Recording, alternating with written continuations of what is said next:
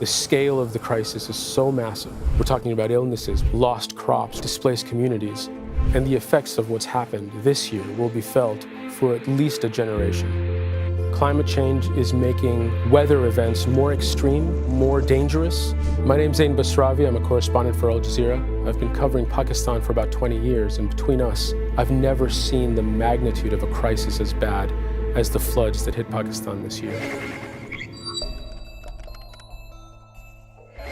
I covered the floods in 2010, and we spent much of that time in rural Sindh province back then. And what was fundamentally different this time was how many more people were displaced in such a short amount of time. If you look at it in terms of numbers, we're looking at UN and government estimates of about 33 million people affected, millions displaced, a landmass the size of the United Kingdom submerged in a matter of days. It really hits hard when you look at it one family at a time, one person at a time, one community at a time.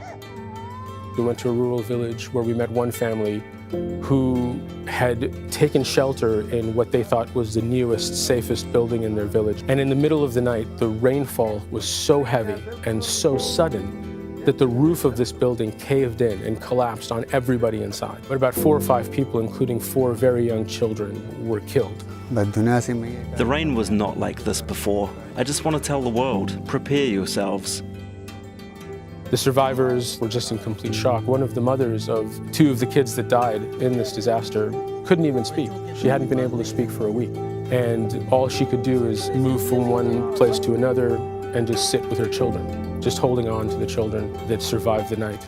I remember at one point we were live in a location where there was floodwaters behind us, and there was some people living in tent encampments. And as the sun started going down, people started lighting fires to keep the bugs away, to stay warm, to cook their meals. One after another, fires started around these camps as families started to gather together.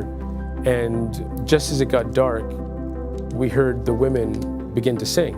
The whole camp slowly started to sing together. And it was just these folks trying to have a little bit of peace, a little bit of normality, just trying to calm their kids down. And it was just a sort of strange, calm and peaceful moment in what was an absolutely chaotic situation.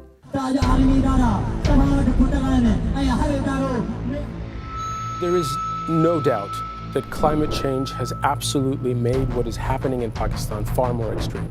At the same time, climate change was not the reason for the enormous gap between the rich and the poor in Pakistan, the enormous disparity in wealth and resources, the lack of development and investment in infrastructure or early warning systems or water management systems.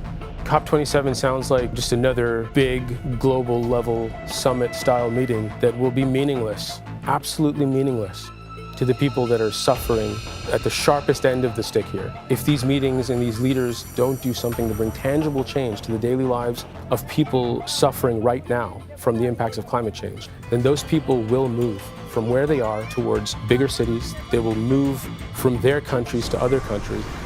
We scratched the surface of what's happening on the ground in Pakistan. We could have spent months there and still not gotten to the heart of how bad this crisis is.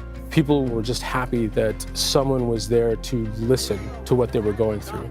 We try to be as respectful as possible and focus on trying to tell their story. And that sort of helps to not focus on the absolute grief and trauma you are seeing people going through. We often meet people at the worst moments of their lives. And it's very humbling when those people in those circumstances receive you so warmly and are glad that you are there and are happy to open up to you.